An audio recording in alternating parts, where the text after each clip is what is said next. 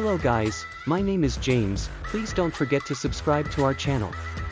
The new Marvel television series about the character of Ms. Marvel dropped on HBO and allied streaming networks yesterday. While the show isn't exactly about Brie Larson's iteration of the comic superhero, it serves as a precursor to the movie revolving around the protagonist to be a part of the MCU soon.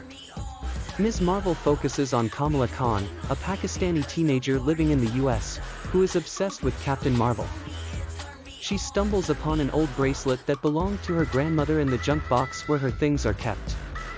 But it is no ordinary jewelry.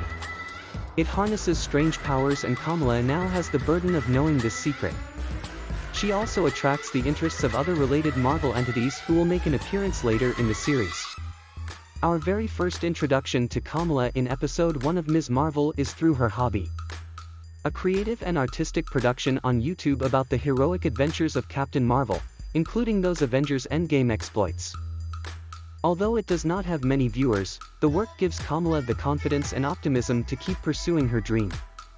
The other members of her traditional household are her brother Amir, who is soon to be married, and her parents Muniba Yusuf. She is very close to her best friend, Bruno, who is a computer geek, genius. The central conflict of the first episode is formed vis-a-vis Kamala's ardent desire to visit a Comic-Con and her parents' equally stubborn resistance. This is where Marvel's supposed cultural inroads come into the picture. She wants to participate in a cosplay contest about the best-dressed Captain Marvel contestant. Muniba, worried about the kind of clothing Kamala would have to put on, gives her a green and purple-colored salwar suit, a traditional South Asian attire for women. She and Yusuf hysterically try to convince her to go for a Hulk duet with the latter. It does not take a genius to figure out that Kamala would be unpopular at her high school. The really strange representation of the students and the buildings do not provide any more insights. Bruno makes an AI device for Kamala's parents. Kamala and he make a plan to use the device as a distraction for her to sneak out of the house to the event. The plan is successful, barely, as they attend the convention. Kamala spots Jenny, a fellow student at her school, but is not too happy seeing her there on account of their cold relationship.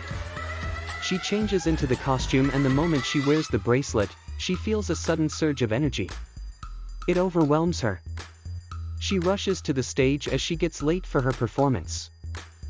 When it is time for her to show off the costume, she inadvertently activates the magical powers of the bracelet. She is unable to control it and destroys a lot of prop decorations such as the Iron Man helmet and Thor's hammer. These gigantic pieces send the audience into a chaotic state. Jenny is almost crushed by the hammer but is saved owing to Kamala's quick actions. She escapes the convention and reaches home, where Muniba admonishes her for lying to Yusuf and her. Kamala seems more concerned with the bracelet, imagining much wilder things to come ahead. So, to understand the meaning of the scene and the people in it, there is a prerequisite.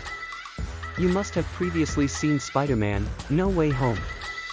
Well, if you can't, or haven't, go on and read this.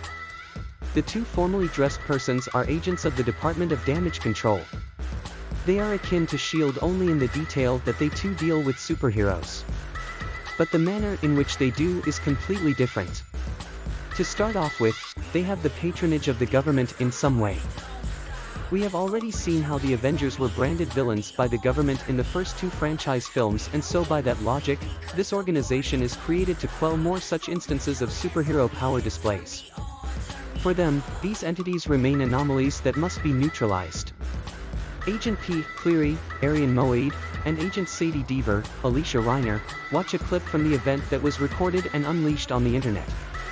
The two agents' body language and profile suggest that Kamala will soon get a visit from them. It is still early days for the series, and we do not know the kind of impact this will have on the narrative.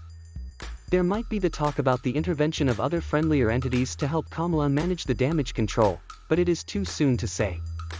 Guess we'll have to wait to find out.